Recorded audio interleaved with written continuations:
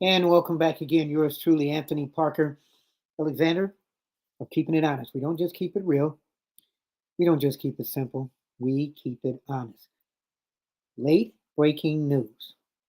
But before I tell you that, thank you for tuning in. Hit the like, hit the share, hit the subscribe button. I thank you guys. We're growing. If it wasn't because of you guys, we would not be doing this. So keep us growing. Keep liking, keep sharing, keep subscribing. We do stories as short as 5 seconds, and we do them as long as 5.5 hours. We try to cover everything. We try to cover politics, entertainment, life, health, death, religion. We try to do things with a Parker twist and spin that you won't see anywhere else.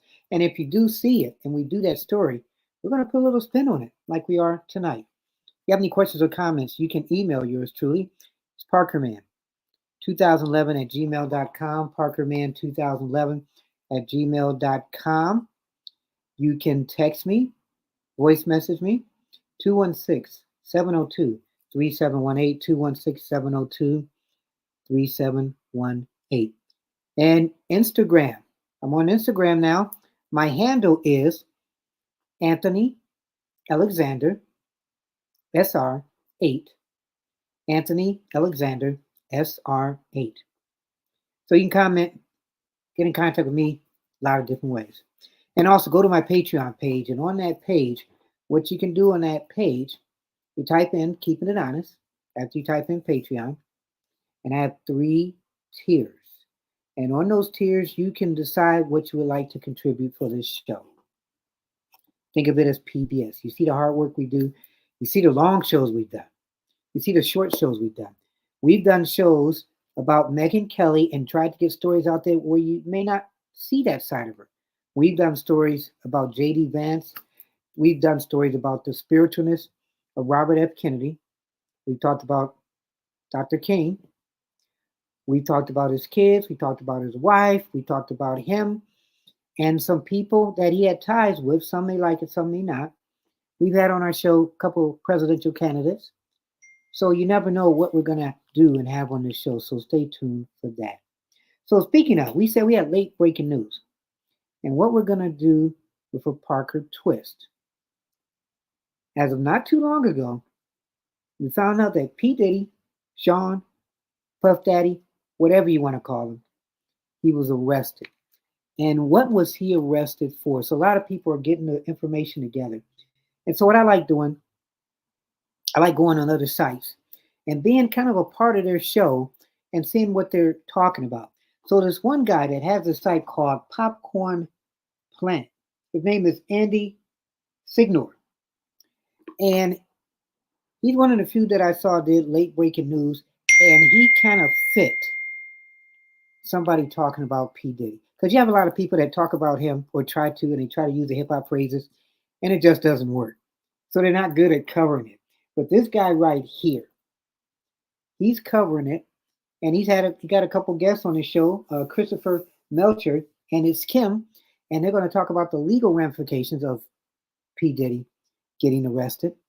And then for me, I'm going to show you some clips sometime throughout the show about a young Justin Bieber and how maybe Diddy went after him then.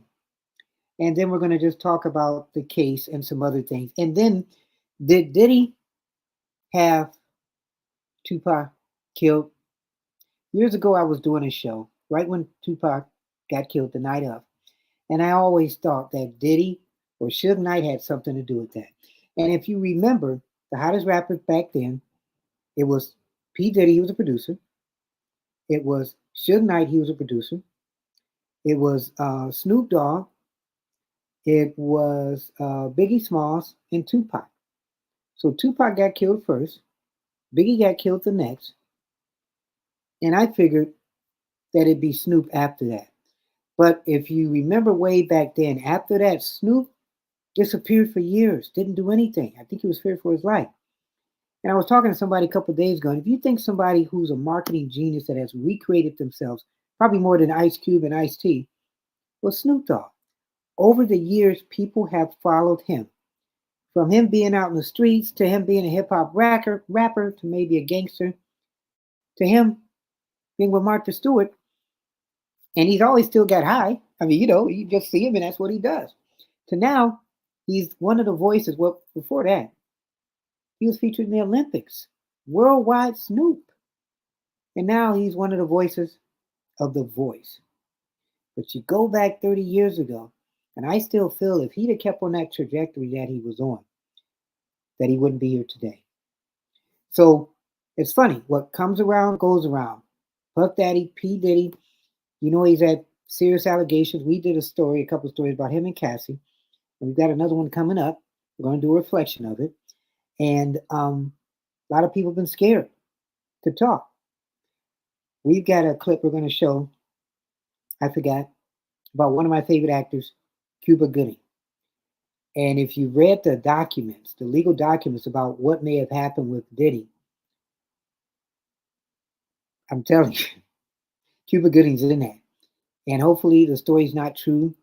So he hasn't really talked about it, but I've got a clip where he's going to talk about that too. And then I've got a clip where we're going to see a young Justin Bieber.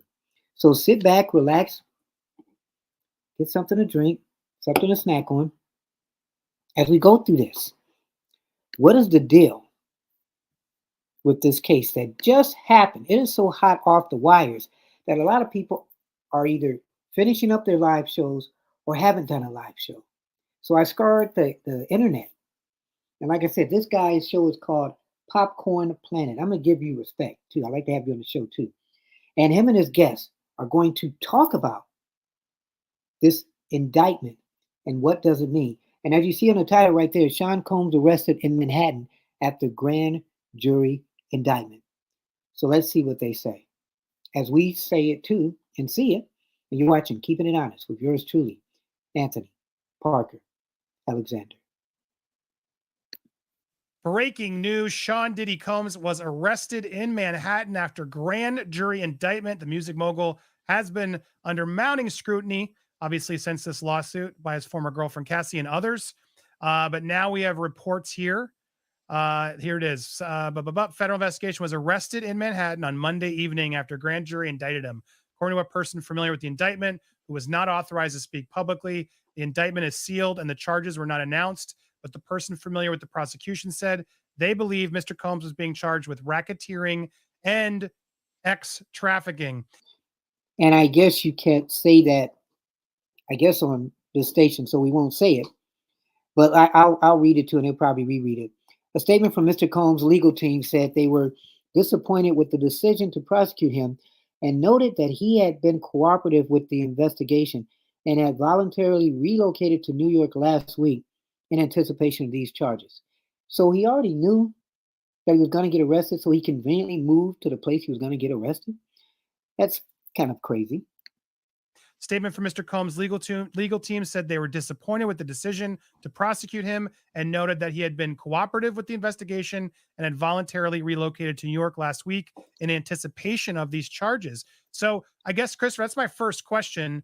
If they're going to go there, is that something they're going to let Diddy's team know? By the way, it's actually going to come? Yeah, so a lot of times they'll be in touch, the federal prosecutor be in touch with the defense attorney to arrange for a surrender, because when you're indicted like this, you need to be hard booked. So he needs to go in, get fingerprinted and get photographed and get booked, and then make arrangements for his release.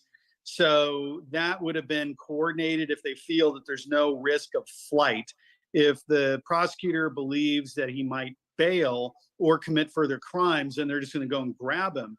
So now his attorney's statement says that he's relocated or has been living, I guess, in some hotel in New York or Manhattan for the last week. So it sounds like this has been going on for quite a bit. But the TMZ reporting, there was some updated reporting a little bit ago saying that they actually were planning the surrender tomorrow, Tuesday.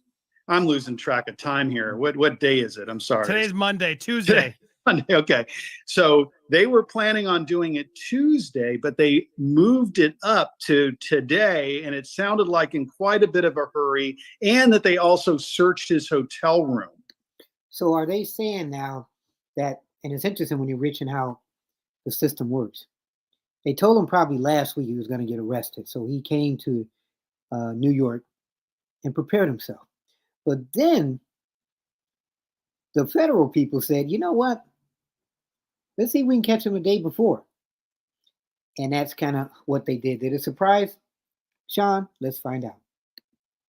So if that reporting is correct by TMZ, that leads me to believe that the federal prosecutor, law enforcement was monitoring Diddy, felt that there was some risk that he would either flee, commit further crimes, destroy evidence, or intimidate witnesses, something like that.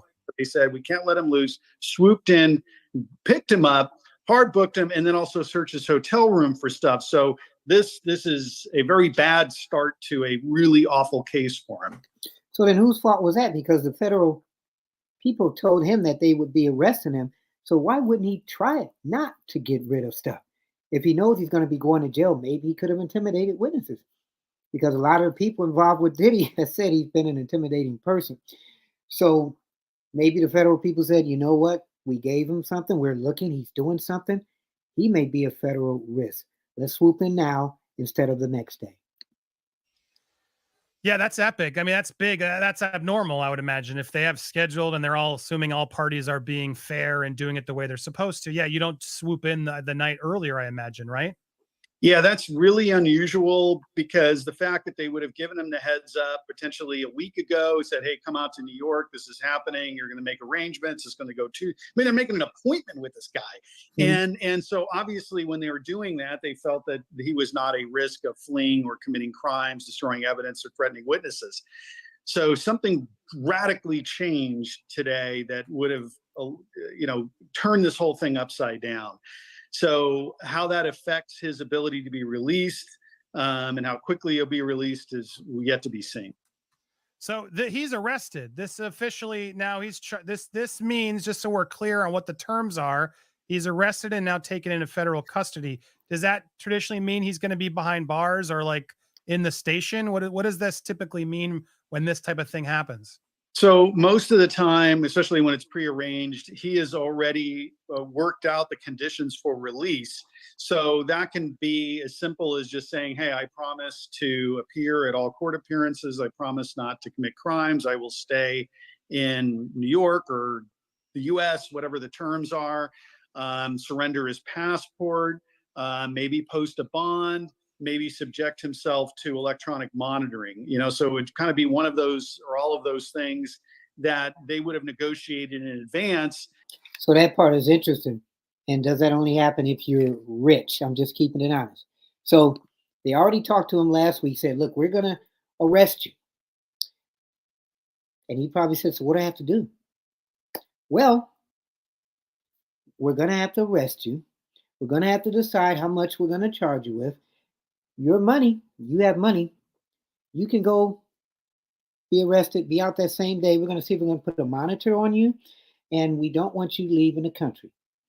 But rest assured, next week, we're coming over to your place, wherever you're at, to arrest you. So if you would, you're out of town, we're doing this from New York, why don't you just come to New York and we'll take care of it? And that's probably what he did.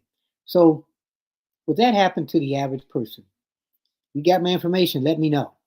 You're watching Keeping It Honest with yours truly, Anthony Parker Alexander, as we talk about Sean Diddy Combs, being arrested in Manhattan after a grand jury indictment. What would you do in his shoes? And but he does have to be booked. So he's got to be booked and, taken before a magistrate and all that stuff. So that just goes with the territory. And it sounds like it was on track for him Tuesday to go in there quietly and walk out. And we've been reading the story tomorrow instead of this evening. So if he did something serious, or he's accused of doing something serious, today, let's say, then they might say, hey, we're no longer agreeable to those conditions of release, and they might have to fight before the judge as to his being released from custody. So it's fascinating. So his team, and clearly they've known for a little while, probably more than any of us knew what was coming. I guess you are prepared for that.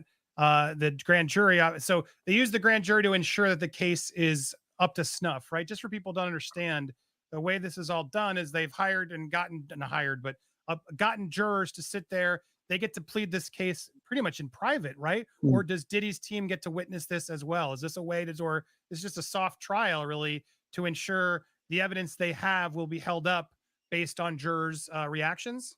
And that's interesting because there have been so many accusations against Diddy, um, that is crazy. I mean, it's a lot of serious accusations.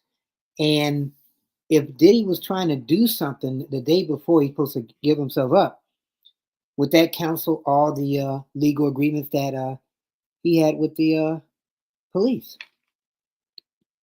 Sure. So it's yeah, it's a little confusing with the terms, but in the federal system and a serious crime like this, they typically going to start this with impaneling a grand jury. So it's not the regular type of jury that you see on TV, that 12 people or whatever sitting in a box that are pulled from public. This is sometimes a standing grand jury or a special grand jury that's impaneled for the purpose of determining whether there's probable cause to issue an indictment here.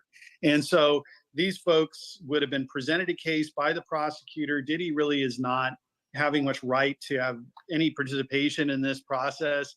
And so that's just done supposedly to make sure that there's evidence that a crime has actually been committed and that he has done so sufficient to issue criminal charges and for him to be arrested or booked for it. So again, I'm oversimplifying it, but that's basically the concept. Now, certainly that's the initial charge. He'll be taken before a judge. The prosecutor can amend the charges so they can do a superseding indictment. So the initial charges don't necessarily mean the last charges. So those might change over time. Certainly now Diddy's would come in and start asserting his defenses. And but I'm sure the prosecutor was very careful. They certainly took their time. The last time we reported on this, we were wondering like, what's taking so long and what are they doing behind the scenes? And they did these raids months ago, and we kind of surmised that they were putting the squeeze on witnesses and other maybe potential targets to see if they would turn evidence against Diddy. And they were going to take their time. And once they had the goods, they were going to hit them. So it sounds like that's happened. This is going to be the beginning of a potentially long saga. Those RICO and other charges that we've heard that might have been he might have been indicted for are very serious. It's not something like Timberlake or somebody you can just say, hey, let me just take some deal and walk out with no time. Though that's going to be very difficult for Diddy to make a deal on that without some substantial prison time being requested of him. And if he's not thinking that is worthy, then it goes to trial. So that's interesting. So what exactly is a grand jury indictment? I was looking on my phone to look it up. And it said indictments happen in front of a grand jury. They will listen to the prosecutor's statement and determine whether there is probable cause to charge this defendant. So it's going to be interesting. So the prosecutors for this Sean Combs case, they're going to talk to the individuals, the grand jury people, and say, this is why he should be charged. And at this time, the prosecutor can present evidence and even call forth witnesses. Excuse me. So that part will be very interesting because if he calls forth witnesses, is he going to call all the people who've been in the news? Is he going to call Cassie? I can tell you, I was a pro se attorney, and I was a pro se attorney representing myself in court. And I won the case. I'll tell you about it sometime. But I had to subpoena people. So let's say Cassie and Cuba Gooding and Justin Bieber, three important figures in the lawsuit cases of Puff Daddy. So let's say they don't want to talk, but the prosecutor says, you know what, I'm going to subpoena you. And then they get on the stand. Or what if he goes after, the prosecutors go after some of the people who have been doing these civil lawsuits? then it's going to be really interesting. So is the past potentially starting to catch up? And then people are saying over the years that he had something to do with Tupac's murder. But then there's a lot of people that have said stuff that hadn't said stuff 30 years ago, but are speaking now. Is this the beginning of the end of Sean Combs? We're going to find out with this case. Kim has joined the chat as well. Welcome, Kim. Thank you for helping break this for me. And Kim will be covering this on It's Kim. Make sure you're supporting her. While we have Mr. Melcher, I wanted to ask, because there's another part of this quote, and I want to get your thoughts too, Kim. But Diddy's lawyer added this, I found very telling. I hadn't seen this one yet. Diddy is an imperfect person, but he's not a criminal. To his credit, Mr. Combs has been nothing but cooperative with the investigation, relocated to New York, yada, yada. Please reserve your judgment until you have all the facts. These are the acts of an innocent man with nothing to hide, and he looks forward to clearing his name in court. So that part's interesting because there's so many allegations. I would like to see how he's going to clear his name. And remember, you're innocent until proven guilty. So we just got to see how this case is going to pan out. I mean, it's just laughable for me to hear that, given the way he lied about Cassie, the way that he and his attorneys tried so hard to defame her, deny her. She's a liar. They're all clout chasers, et cetera, et cetera. And if you remember, too, when he did say it was a lie, he never did anything wrong. That footage came up with him literally beating Cassie. And after that, his credibility just went downhill. So how's he going to prove his innocence in this case? I guess I assume we all agree on that. But I guess my bigger question is it common for a case this big, for a grand jury, all of the stuff, all the eyes? Can you think of any, Christopher, where this doesn't net into something clearly pretty likely dangerous? Is there a likelihood in this, in And especially if he was doing child sex trafficking, your mind, that this could be an innocent man? What is the percentage in your brain, given like the experience of these types of big cases, that you think there might be something we don't know? Let me know too. Get in contact with me. Keep it honest.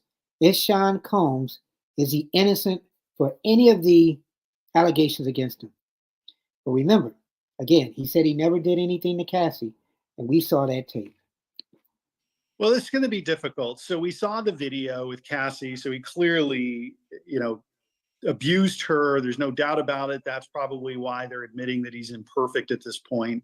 So, but that's not a federal crime that he committed against her. That is a state crime that could have been prosecuted in the county of Los Angeles had that been reported at the time. So that's not what the criminal case is about. That could have been one of the predicate acts for the racketeering charge. So we really don't know exactly what they're going to charge him with. He does have a presumption of innocence in the United States. So that's important to note, that charges have been brought against people and the whole case is imploded. And I mean, look at Alec Baldwin. We were all watching that case completely implode. Now, I know a lot of folks, question whether he should have been prosecuted to begin with, but that case unfolded before our very eyes. And that Alec Baldwin case too, that was when he had a gun. He was acting, and they were filming, and he had a gun, and he was pointing it to his co-actor, kind of like in the face. And when he pulled the trigger, it killed her. So a lot of people were saying, well, should Alec Baldwin have been charged? And they were saying that it was supposed to have been a fake bullet, but he had the gun in front of her. So people thought he was going to go to jail because technically he did pull the trigger. Assuming as an actor it was a fake bullet. And it wasn't. So the surprising thing was he got off scot-free. Should he have? Well, we know his conscience is bad, and the family, they sued him and everything. But yeah, the evidence was, okay, Alec, you shot her. And Alec said, I didn't know that the bullets were real. But he's not going to jail. So who knows what could happen again with this Sean Combs case? Because we don't know what all the charges are yet. And so I would caution just saying, hey, it's a lot different to accuse somebody of something than to prove in a court of law that they did the crime. There's gonna be a lot to report, but Kim, I want to get your thoughts. You've been covering this in great detail. Thanks for joining us and everything else. What are your thoughts as you see this finally taking shape?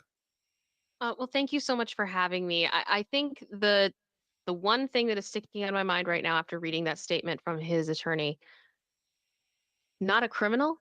Mhm. I'm pretty sure most of us saw that tape of Cassie. And I would define the behavior that we saw in that video as criminal. We may be Mhm. past the statute of limitations at this point for that specific incident, but I do not believe that that was the first time nor the last time he treated anyone like that or did worse. Amen to that. Was it premeditated? He was ticked off. If he did that once, he could have did it a many bunch of times. And if you read her suit, meaning Cassie's, she wrote about the many times that she was intimidated and beat and scared to leave. So just because the situation ends, does that mean that you're still not that same person? Because I look at it again, let's say racism in the country. And we're sometimes surprised that some people are still racist against blacks and whites. And I look at it, especially if it's an older person, just because the Civil Rights Act passed in 1965 doesn't mean that the people's attitude changed. So 65 was what, almost 50 years ago. So if you're 20, you're 70 now. And if you didn't like blacks or you like whites then, just because the law changed that we all can get together, does that mean that your mind changed? Maybe it did as times change, but maybe you're still that same person of 20 years ago that you are today at 70. So when Sean Combs was doing all this stuff 20 years ago, what has made him stop? And he's got so much powerful, it seems that he's the Jeffrey Epstein of the entertainment world.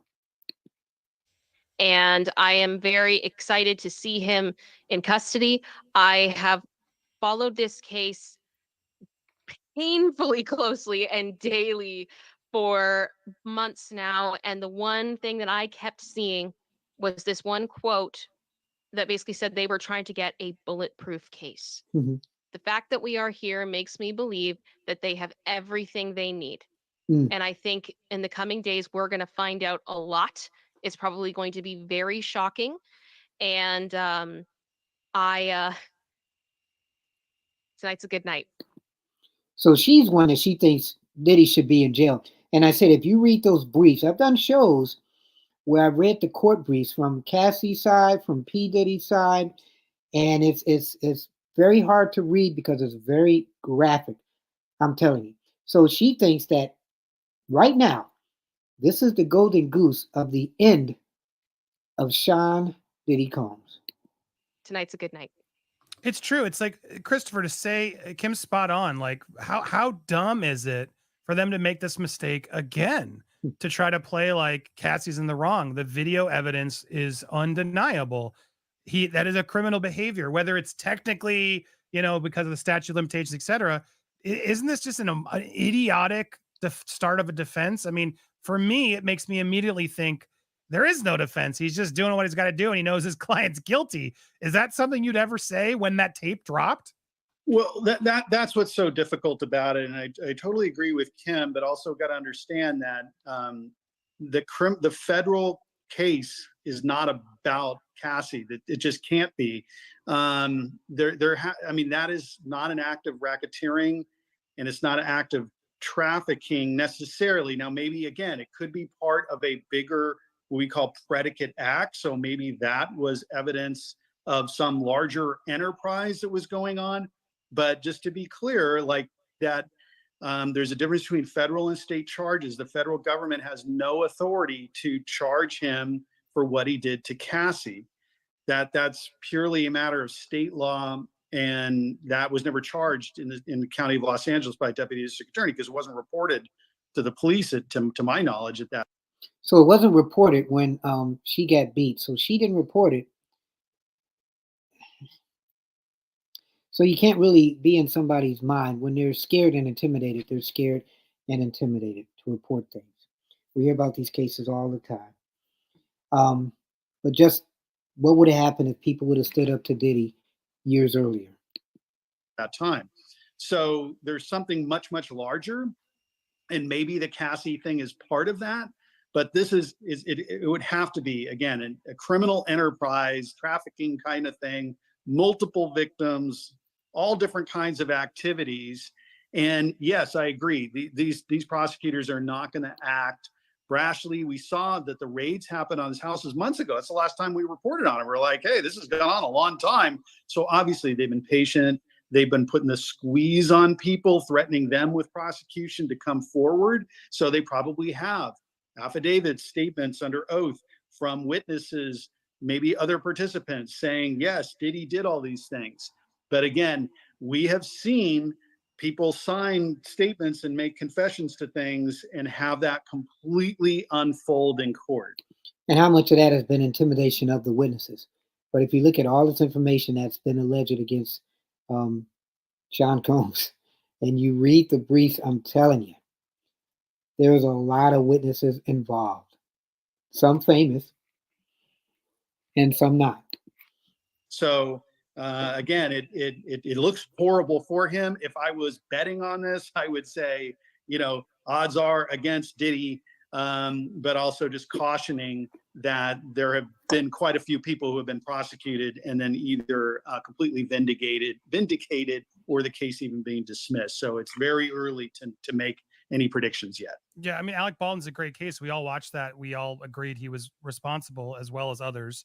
And boom, it's all out. Kim, any other questions for Christopher?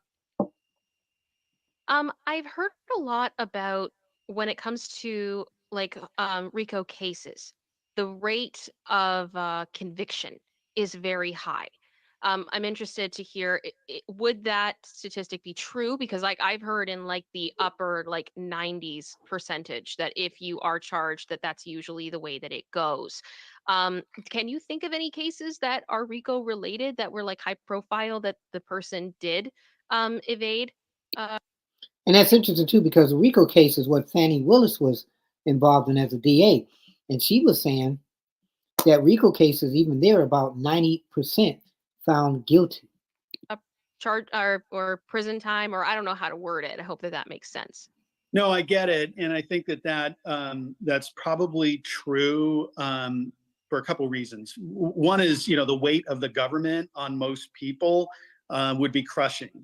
This isn't, like they say, like Timberlake kind of thing, small case where, anyone could probably afford a lawyer or mount a defense for.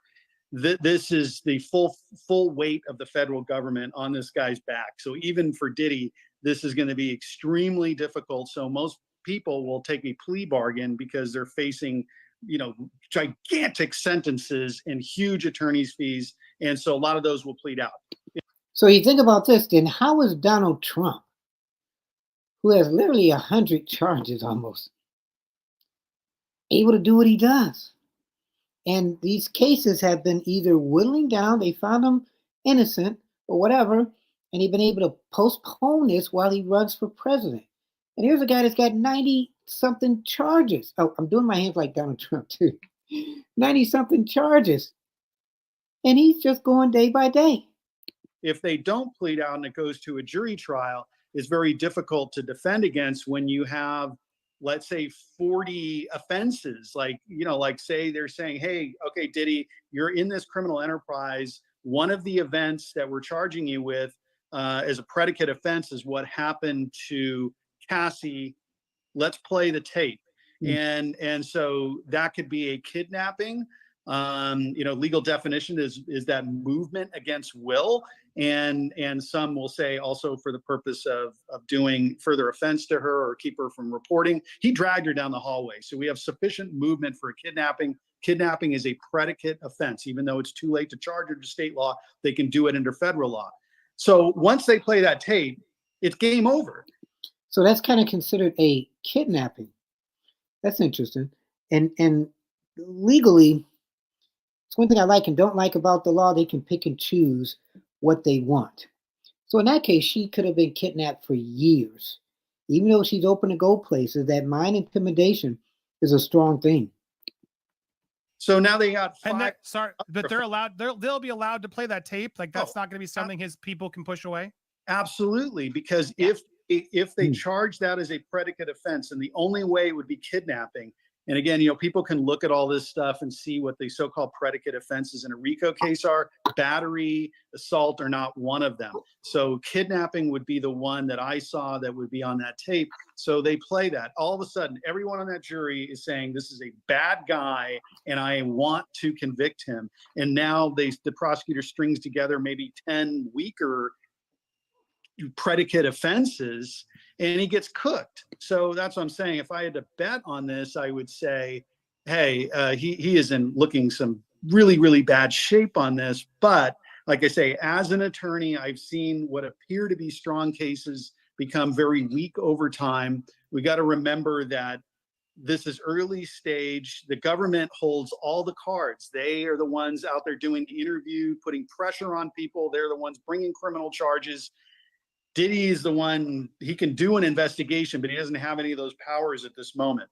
Once, he's in this system now, he has a subpoena power. So now he can start getting records. Wow. There's going to be hearings and he may be able to turn it around. I don't know. I mean, like I say, it's hard to evaluate without seeing the evidence, which we've seen no evidence because we don't even know technically what the charges are yet.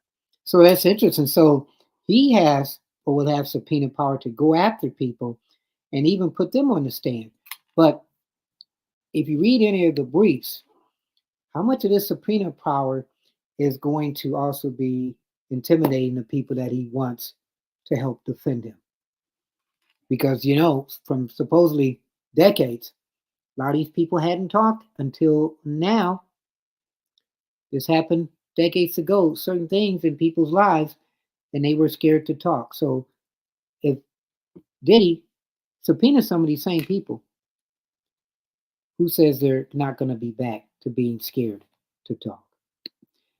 You're watching Keeping It Honest. Yours truly, Anthony Parker Alexander. Wait, and will we get evidence? Will they hold on to that evidence, or when will they start sort of letting that evidence come, and not until a trial? And how long until a trial happens? Sorry, Kim, we'll get to you next, but Sure. So we have this indictment, which is the charging document.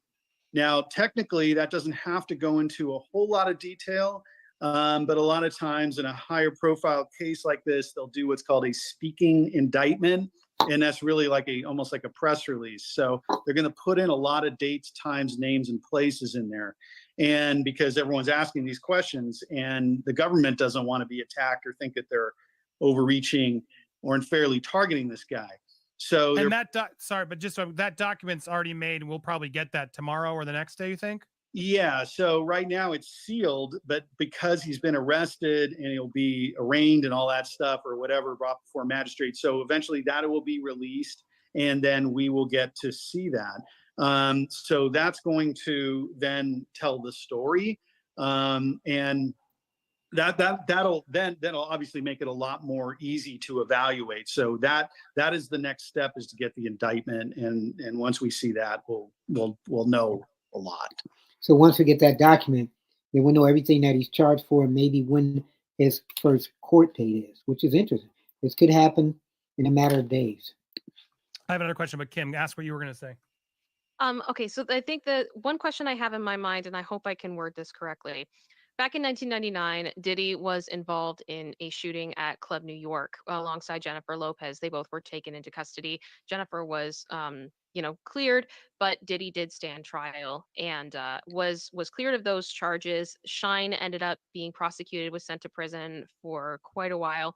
And there have been a lot of questions with these civil lawsuits, particularly with Lil Rod's, where he has admitted or has written in the lawsuit that Diddy has bragged about bribing people and getting off on this case. And then we also did have law enforcement saying that everything past and present when it comes to Diddy is on the table. What would be the chances of an incident like the Club New York shooting being included in these type of charges if they were to find something through the investigation? And that's an interesting question. So that case was 1999, which was 25 years ago. And that's when J-Lo was really Jenny from the block and was with Diddy. And some people have said that the gun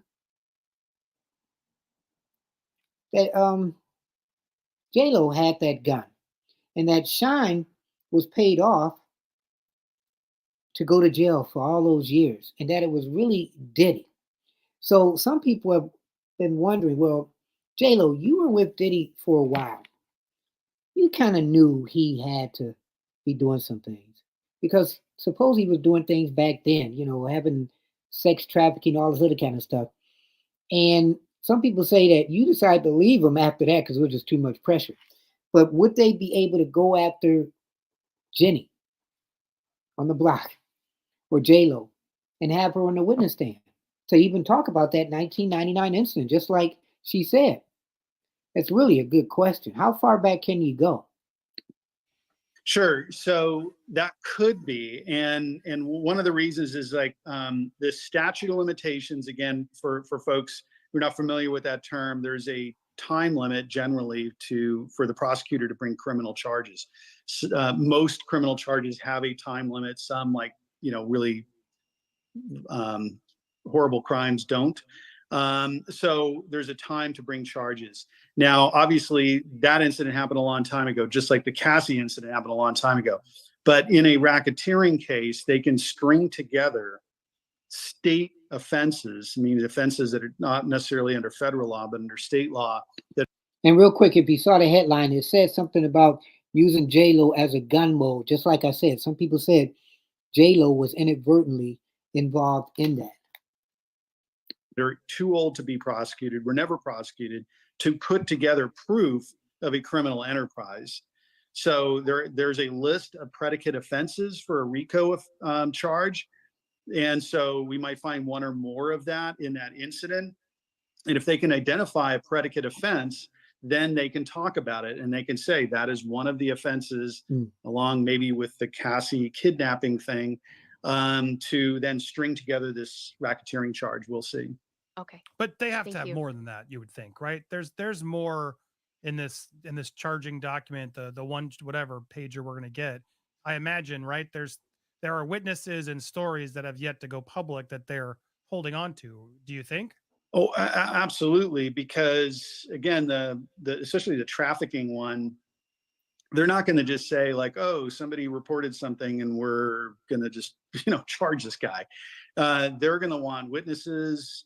They're going to want corroborating evidence. So a lot of times they're not going to just rely on a he said, she said. So somebody's saying, hey, Diddy did this to me. Trust me. They're going to want corroboration. So let me see text messages, emails, photographs, hospital bills, reports, something to back up every element of their story, because they know Diddy's going to hire the best lawyers in the world to represent him on this. Those lawyers are going to examine every single statement that everyone has said against him. And they're going to try and poke holes in those, any inconsistencies that they can find, to saying, hey, jury, they lied in this one respect or were inaccurate in this one respect, so don't believe them in any respect. So that's what's going to happen. So the prosecutor anticipates that and is extraordinarily careful. And so if, they only need 3 or 5 charges, or they think they only need 3 or 5 charges, they're probably going to want 10 different offenses, because they figure, hey, if a couple of them we don't prove up, we still got plenty in the bank. And if you look at some of the court cases against Diddy and a lot of those people, and I said you read those briefs, it's very graphic. And how they put together these briefs is they even have pictures, which most briefs don't, from what I've seen.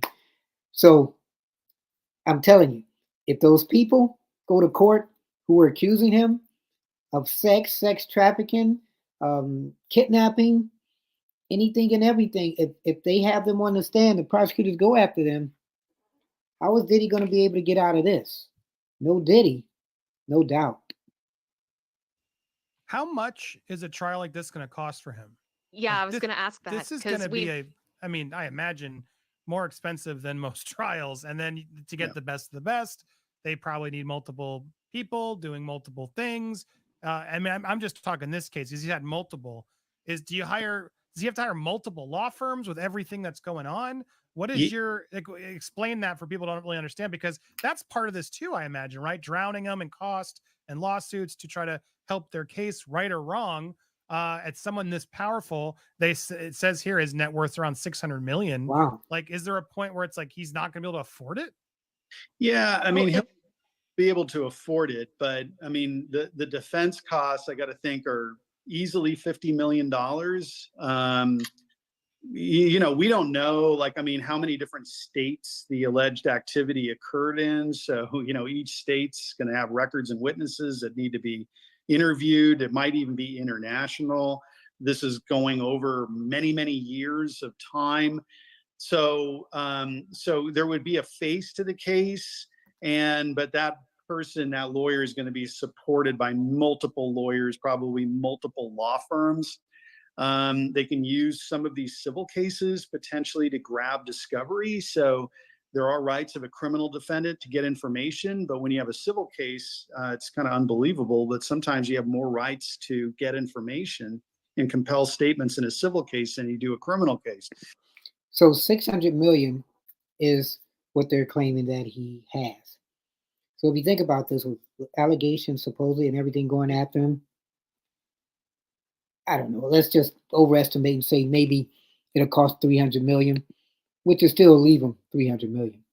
But for people that don't want to go to jail and might be guilty, if you look at that side, shoot, he's got 600 million. Who says he can't pay people off with at least 200 of the 6 million he's got to stay out of jail? But then if he's innocent, how much of this money is he going to have to spend to prove his innocence? I'm just giving you both sides of the story. So you may see him leveraging these cases that are filed against him to force those, accusers or other witnesses to give testimony, so he could use that for his criminal case. So it is a far-reaching, extraordinarily expensive effort, and his income is going to go down too. So his ability to earn is going to be decreased while he's hemorrhaging this legal fees. Kim, you had a question.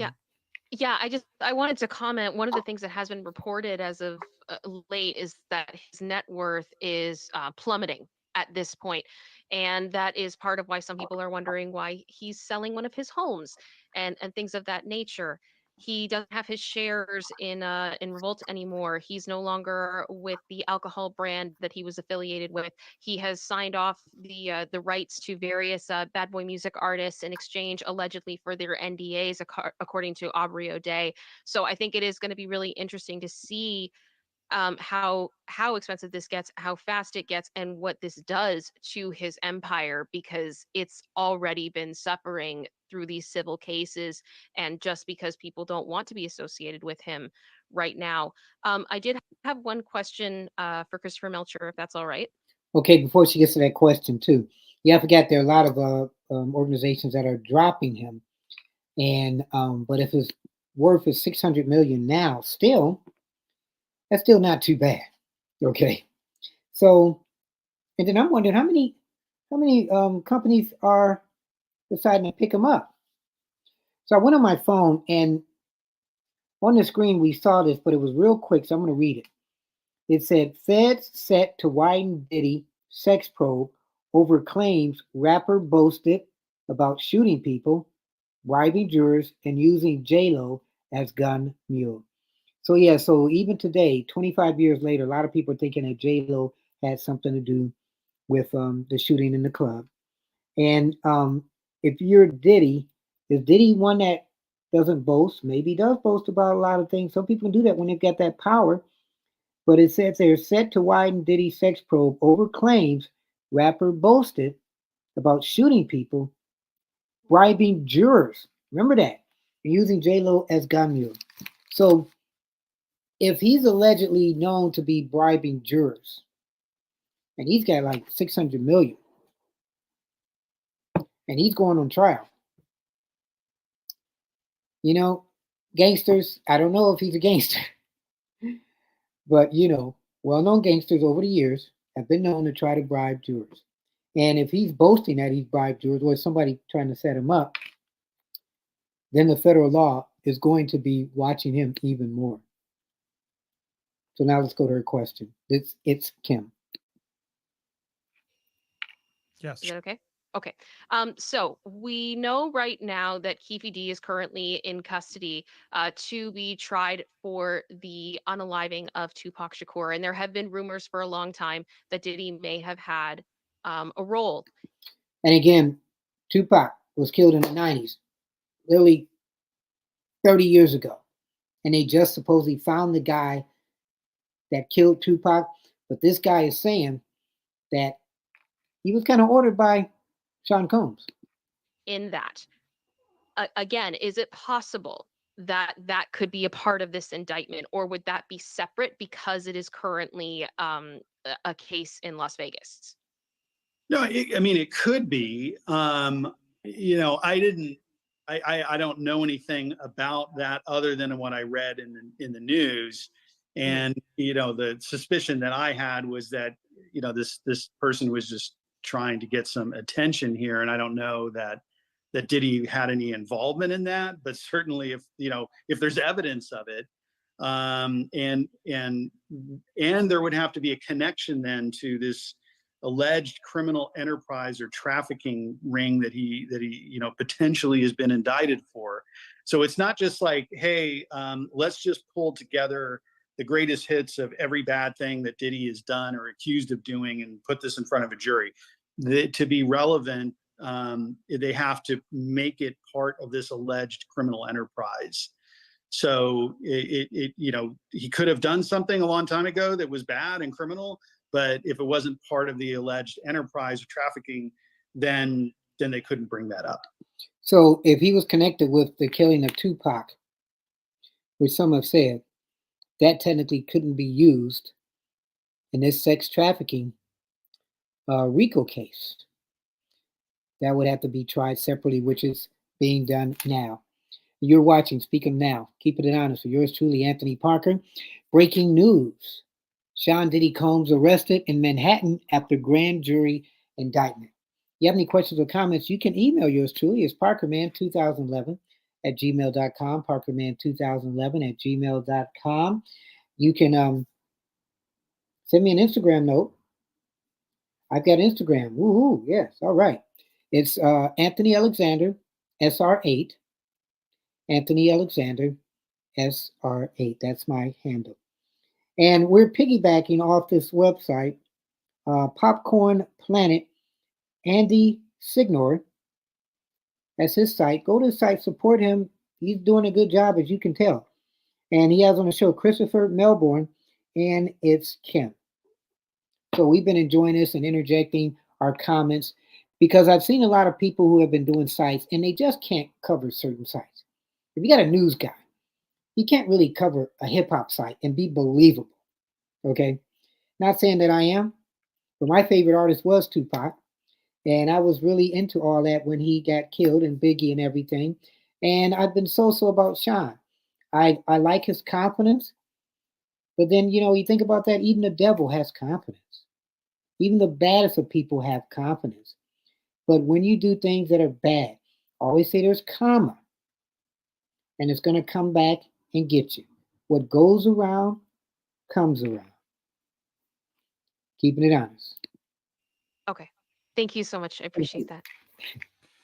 Yeah, so if you're just tuning in, and we've had a lot of people tuning in, and Christopher and Kim have been offering a lot of great insight on this, but for those of you unaware, yes, Sean Combs has been arrested in Manhattan after a grand jury indictment. The most telling thing here, as we were reporting on it, was Christopher pointed out that TMZ said this was supposed to happen tomorrow. Something happened that caused the feds to move in a day earlier, which, as Christopher said, and we all agree, something bad must have gone down. That's unusual. What does that mean? Like he's trying to run, he's trying to burn evidence. What is your suspicion there, Christopher? What that is that they would push the whole thing up earlier? Yeah, because if they're pushing it earlier, I don't know. I mean, everybody knows Diddy, so if he's running, you know, where's he going to run? Destroying evidence, if maybe not him. And I'm trying to do this because we don't know all the facts. I'm trying to be fair and balanced, real fair and real balanced. Don't get me confused with Fox. Information, pictures, tapes. But the federal people had told him, hey, we're going to come and we're going to pick you up Tuesday? Why would you tell them that? To give him chance, if he's guilty, to get rid of evidence. So the things that come to mind would be, one, to flee the jurisdiction. So he's just like, hey, I don't want to spend the rest of my life in prison, so I'm getting out of the country. Why wouldn't he have done that months ago when he was allowed? Exactly. So I'm not buying that one. The other one would be destruction of evidence. So there's some kind of evidence in his possession, or he's directing somebody else to destroy some evidence. Another thing would be you'd think he would have done that by now, because he again would have, and that's illegal, obviously, if he's caught doing that. But then the evidence is gone. They can't really do anything at that point, right? That's right. And they raided both of his homes. He's had plenty of time. So how would he do that within the course of the last couple of days? So I'm not really thinking that's very likely. The other one is threatening a witness. And this is where it could be, where let's say he's under all this pressure and he learns that somebody's cooperating or potentially going to flip, and he's trying to discourage that person from cooperating. So that would be a good reason. That's probably top of mind. So he's saying possibly, think about this. If you know you might be going to jail and somebody's snitching on you, and you are a bad boy, what would you do to prevent that person from snitching? Either giving them money, threatening their family, or threatening them? To me, to think about what would happen. I mean, he could be committing other crimes, still trying to run the alleged enterprise or trafficking scheme. But I got to think, how is he really going to be doing that out of his hotel room while he's waiting to be arrested? That seems pretty brazen. So I got to think, again, it's all speculation, but maybe they think that he's trying to dissuade a witness. Well, that's another whole thing of this. Sorry, just before I forget it, this fact that he's in a hotel room, is that, you think he did that knowing this was happening and it was just easier? Is that weirder to you, Christopher, that he's in a hotel room? What are your thoughts? Well, yeah, I mean, that's his attorney's statement. I mean, he says he's been holed up here in Manhattan waiting for this to come down. So, which, definitely shows a great deal of cooperation. And I got to think it was also driving him crazy doing that. And another thing would be to look out for is he going to dissipate assets or, kind of make himself judgment proof, because part of the criminal prosecution could involve him disgorging a lot of money. If they're saying that he, has all this wealth as a result of the criminal enterprise, and they're going to try to forfeit that money. So we may see allegations of movement of money so that he has something for himself or his family at the end of this thing. Go ahead, Kim. I was just going to ask, we had a question in the chat from Penny D saying, is bail actually on the table for him?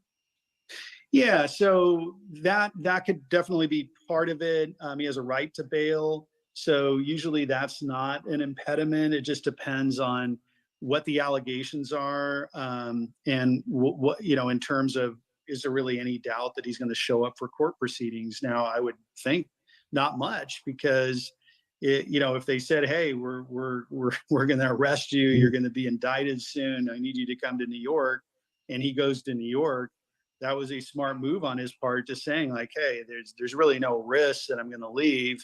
And, one of the main purposes of bail is to secure his attendance at court hearings. And they can do that probably most effectively through electronic monitoring.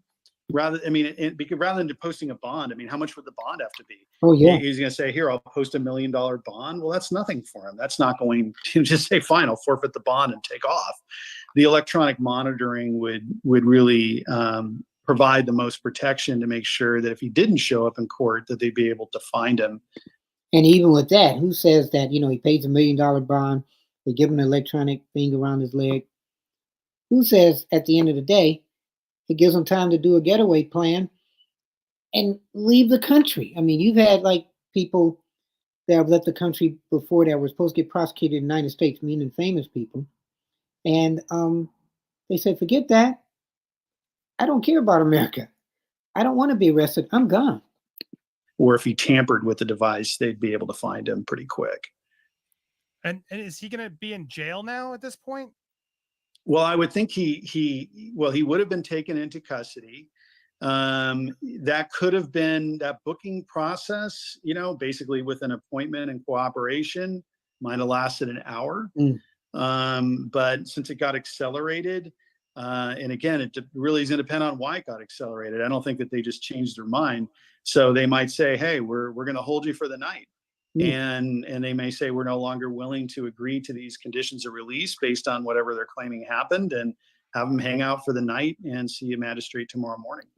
Wow, so he's probably there tonight, from what I gather. And they're saying, you know what, you might have forfeited your contract. So whatever deal we had going, deal's off. Well, we're still here breaking stuff down. I want to give Christopher now because I know it's late. And I appreciate him here. We're going to be covering this obviously all week, and I assume it's safe to assume that we're going to get some information tomorrow as planned. Is that your expectation? Yeah, I think that could be unsealed tomorrow, and certainly that's going to be an explosive document to go through. So once that happens, I'm happy to join again and we can walk through it. Yeah, so big news. We've been waiting for a story, Kim. It just dropped on our feed. Thank goodness. I was so sick of talking about J-Lo, but she might be part of this too, guys. We'll see how it all plays out. What do you think of that theory, Christopher, before I let you go? I'm going to end you with a silly one. There's a theory out there that the divorce to Ben is because Suge Knight said it's because he found out about some evidence of J-Lo on those tapes. I have heard about that. So that's crazy. Suge Knight, who's in jail, was like the scariest person in the world. Found out something about J-Lo and pretty much said, okay, you and Ben are out right now. So could J-Lo be involved in this? I still people say conspiracies, believe conspiracies sometimes. I think the only one that's innocent may be J-Lo's husband on Batman, Ben Affleck. And then you think about this, take it another level. Who's Ben Affleck's best friend? Matt Damon. You don't think you talk things to your best friend? Hey, Matt, I don't know what to do. Me and J-Lo, I don't know. She's tripping, man. She's tripping. She's talking about Diddy and how Diddy may go to jail and how they're going to come call her and everything. And I don't know what to do. And when you thought those two were together, J-Lo and Ben, now supposedly they're And now Suge Knight is implicated in this. And they're talking about J-Lo from 25 years ago.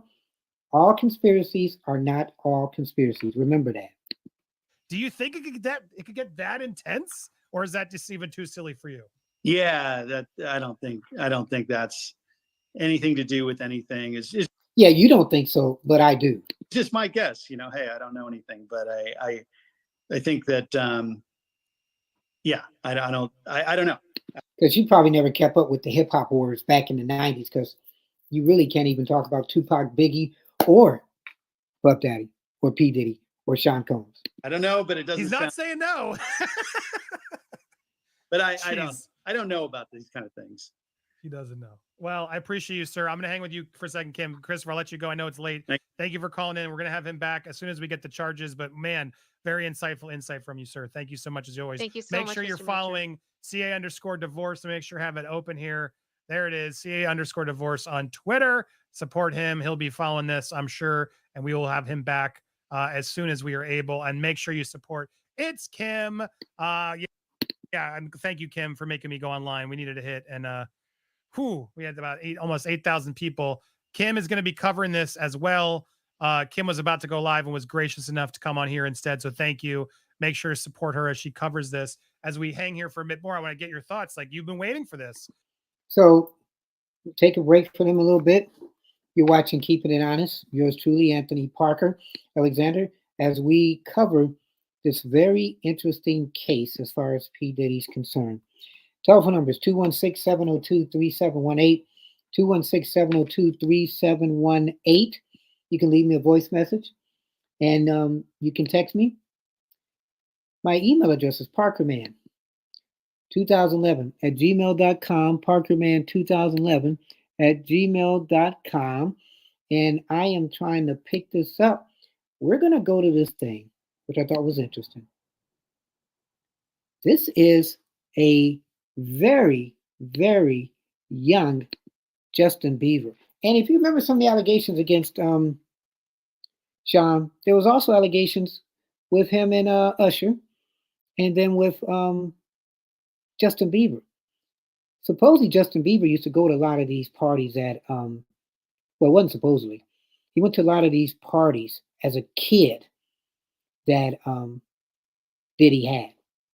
So right here, you look at this video.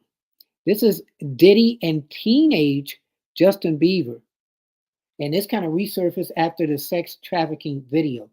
And you let me know what you think this is to you. Okay? Justin Bieber, P. Diddy.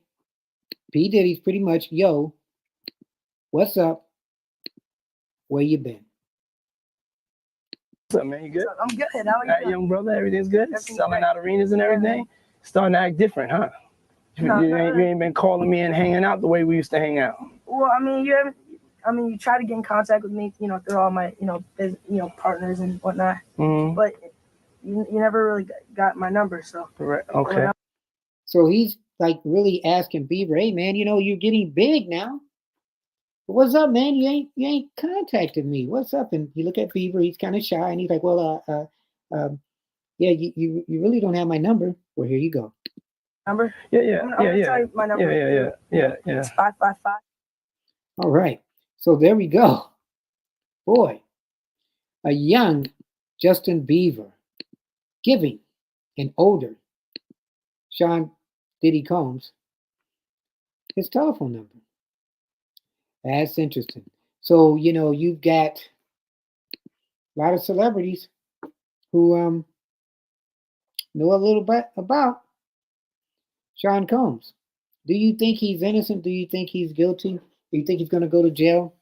Do you think all these people are going to come out the blue? Do you think J-Lo's connected? Do you think Ben Affleck is connected? Do you think Sean or Suge Knight is connected? Do you think he has something to do, man, with Tupac's death? A lot. Some of this may get exposed, some of this may not. Do you think he's innocent? Or do you think he's guilty? And also, we have to tell you, we have our show Midnight at the Races comes on. It's not coming on tonight because we're on live breaking news. Probably one of the few ones on now, still doing it, which is good. I heard about this at the last minute. I said, boy, I've got to get on, but I didn't get a chance to get all my paperwork. So I said, let me go to other people's sites that are talking the news that have it together, and then we can impart our ways with them. We kind of do it different. I thank you also for the comments. You leave a lot of comments on my page, and I love it. Just keep on doing it.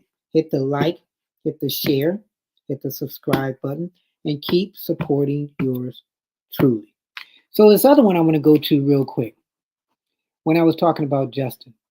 So, they also have this story involving the one guy that I really have liked. I'm trying to make sure I can pull him up here. Okay. Cuba Gooding Jr. I think this is a story.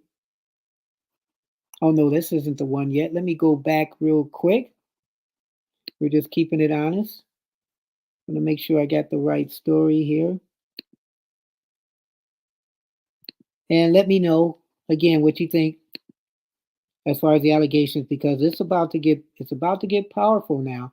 They're going to be talking about Diddy. He's going to be back in the news, and inadvertently, so will J-Lo. She's going to be back in the news too, and we're going to wonder, okay, well, what are they talking about? So let's see if this is it right here. Okay, no, that's not it. All right, well, we're going to go to this other story then that I like. And this is like live media. When you're doing your research and you're doing it live, everybody gets to follow you. Okay. So keep supporting the show. Let me know what you think. And we're going to go with the story right here. To give you a little recap, this is the story about P. Diddy and this person who is supposedly on trial for killing Tupac. And this is what he has to say. Let me know if you believe what he's saying. Keeping it honest. Yours truly, Anthony Parker Alexander. I'm Shauna Kalafi at the Fox 5 Update Desk. A new bombshell in the investigation into who killed Tupac here in Vegas in 1996. The only man currently facing murder charges in the case, Dwayne Keefe Davis, claims that Sean Combs, also known as Diddy, paid for a hit on Tupac. According to court documents, Davis made these claims in separate interviews, including one with Metro Police, suggesting that Diddy paid Eric Von Martin $1 million for the killing. Right now, Davis is fighting for bail ahead of his murder trial, which he has pleaded not guilty for. So that is an interesting story. The guy that's on trial for the murder of Tupac is alleging, wow, that he was paid $1 million to kill Tupac from Diddy. What do you believe? And so 96, that's 28 years ago that Tupac was killed, if I'm correct. 28 years ago that Tupac was killed. And they're just supposedly finding this guy. He was found last year, and he has admitted, yeah, it might have been me, but the person that put me up to it was P. Diddy. And then if he's saying that, isn't he kind of scared that maybe somebody will shake him in jail? Really? This is a fascinating case. Now we're going back to Popcorn Planet. And the guy who's hosting it with the cap, his name is Andy Signor. So we got to give him props. He had on the show Christopher Melcher, who knew everything legal but just didn't know the hip hop world. And it's Kim, who is glad that this day has come for P. Diddy. You really I have have been covering this. And you Are may you- want I to mean- check our chat. Just so you know, I've been waiting for this 4 months as a survivor myself, just seeing Cassie receive so much love and people believing her, especially after this tape came out. I think it means a lot, and I am so excited to see where this goes. And if things that I have heard that are alleged are true, oh, we're in for a wild ride. Well, I mean, guys, we're still watching. This is the beginning of a massive uptick because exactly as Christopher just said, and he doesn't speculate salaciously unless he knows. And yeah, we all now suspect that document when it drops is going to have way more stuff, or it won't, and we'll all be sort of shocked. But you agree that document, when it is unsealed after he's in custody and they begin to share their story, that's going to be a game changer, no? Yeah, it will absolutely be a game changer.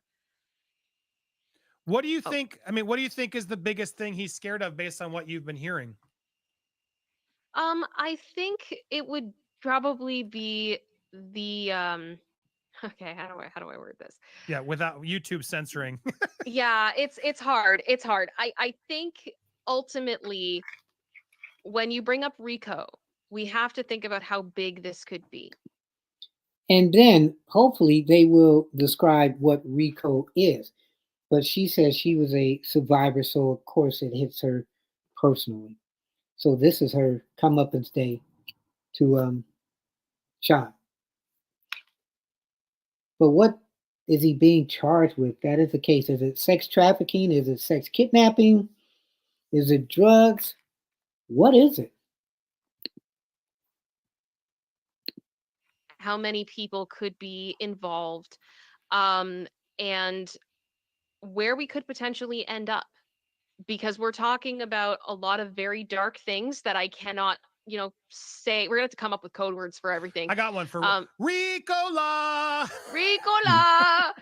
But as I put it, when we were talking about many cars, when we're talking about potential maybe substances, I mean, who knows, right? Everything's up in the air at this point. We're going to find out more as we go. But it's also, who is he connected to? Where does this stuff come from? Who are his clients? And that's going to be the interesting thing because are they going to be well-known clients, political clients, just like the Jeffrey Epstein case? But if you remember, they kind of released stuff, but then again, they didn't. And Diddy's been called the entertainment version of Jeffrey Epstein. And you remember he mysteriously hung himself in jail where nobody saw it. How deep is this P. Diddy situation? And all of a sudden, this world starts to get a lot bigger, and you've got a lot of people that are very nervous tonight of whether they're going to be named. And probably some pretty powerful people who are going to be pretty upset right now. I think that would probably be what he'd be concerned about. It's true, and I think it's only going to because we had when we first started covering this after the raids, we weren't really getting a lot of information, but some little bits here and there. But yeah, it started snowballing and going this crazy direction. Now that there'll actually be charges, depending on how those charges are, it's going to be wild to see. I'm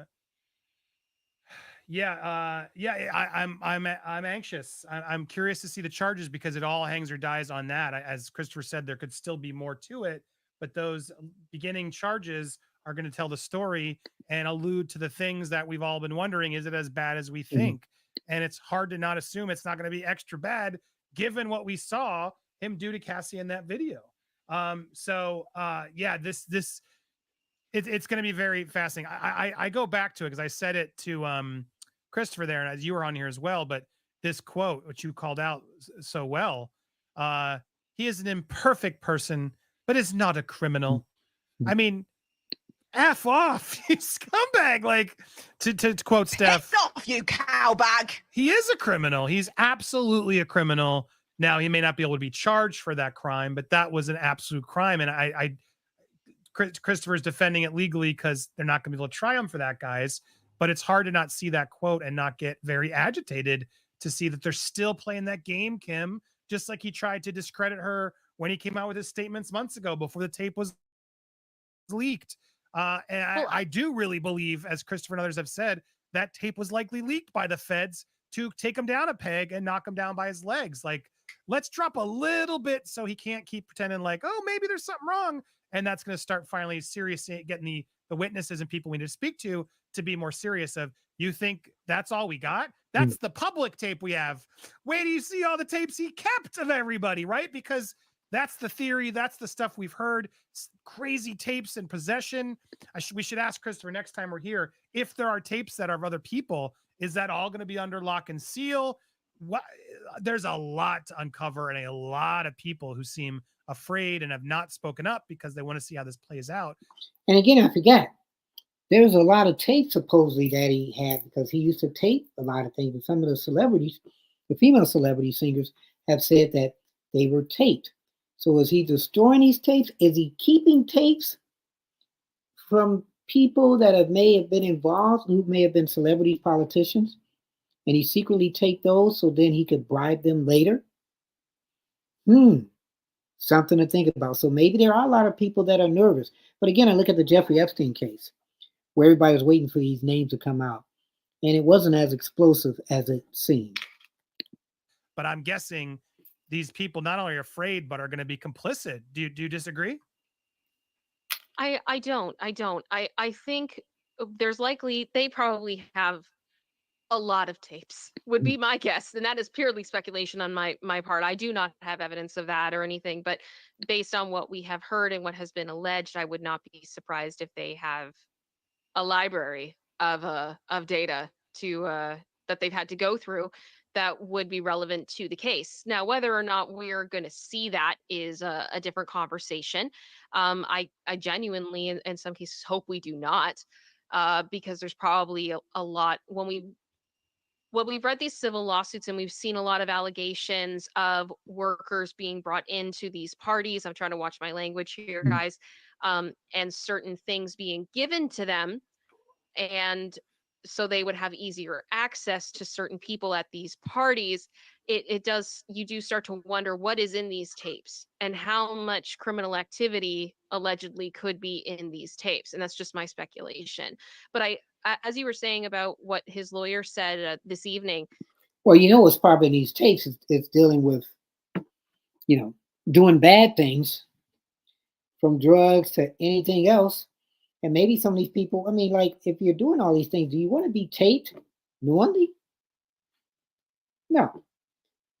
So if you're going someplace where you can do whatever you want to do, who's to say that that person or wherever you're going at isn't taping you to eventually blackmail you to get any kind of deals, whether it's monetary deal, a political position deal, or even having the police help you out. Who knows? Has it never been done? Is it a conspiracy? It's probably been done, and it's probably not a conspiracy. Something that's popping into my mind immediately is we saw Dawn from Danity Kane file a lawsuit Yep. last week against Diddy, and there was a response from him, his attorney, basically saying that, you know, this is someone else looking for a payday, which is exactly what he wrote in the first statement that he posted on his social media. All these people, you know, destroying his legacy for a quick payday, and then that would have included Cassie. And the next thing we knew, the tape came out of Cassie. So when he says, I didn't do any of the awful things that I've been accused of, then the tape comes out, and then he has his whole, you know, missing the ukulele apology video of, you know, sometimes you got to revisit the hardest parts of your life, and sometimes you got to do that, and admitted that it was him in the tape and everything else. So to me, a lot of these lawyer statements mean absolutely nothing at this point. And I honestly, it may be best just for his team to go no comment. And yeah, you think about that tape with Cassie being pretty much beat down and him coming to the media and saying what he said. Really, that was you. So you got nothing else to say. Well, it was a bad time in my life. Some people saying the bad times in your life are still here. Because For real. I truly believe what is Thank you. being said is all going to be laughably disproven. Yeah, I mean, he completely. That's the thing. You can't go out there and deny something that you know there could be evidence to say otherwise, right? That's the problem. He was Yeah. so confident in his lies and his corruption that he was just out there that, you know, doing that kind of thing, and that, not that he had much credibility to begin with, but any remote sort of innocent till proven guilty stuff that people are tend to do, because that's what you're supposed to do, went out the friggin' window, because it was like, wait, you lied about that? Yeah. Because Well, that's not that's just like a, that wasn't even just like a, yo, get out of my face slap. Like that was aggressively yes. dangerous, terrifying, awful to the highest degree. That wasn't a one-off. That showed intent and a level, right, of a type of person that had no qualms what to do to someone that, you know, like, to a woman especially. It's just horrifying to think of. So to think that he could do that in private, so flip it like so easily, to me, there has to be numerous examples that you can't cross that line that aggressively and then say that was a one-off. Would you disagree? I don't disagree. I don't disagree. As I said, I don't believe that the incident that we saw in that video was the first time or the last time that he has behaved in that manner. And then people, once you saw that video, if you thought he was innocent of doing anything, did that video change your mind? Or if you thought he was guilty, did that video just reinforce you even more? And for those reasons, I am inclined to believe what is written in these civil lawsuits. And I don't know how many of you watching have read through any of these civil lawsuits, but they are all absolutely horrific. Yes, they are. As I'm saying, they're very graphic and very disturbing. And horrible. And there's some things that are said in these civil lawsuits that a part of me just really thought, why would anyone go on the record and admit to some of these things? Because some of it, they did things that weren't great too, and it was because they were trying to protect themselves. They were in these horrible situations, fearing for their lives. You know, like Dawn even said in her lawsuit that there were points where she wanted to try to help Cassie. She wanted to intervene, and when she would talk to her, it would get back to Diddy, and then Diddy would threaten her. So that's interesting too.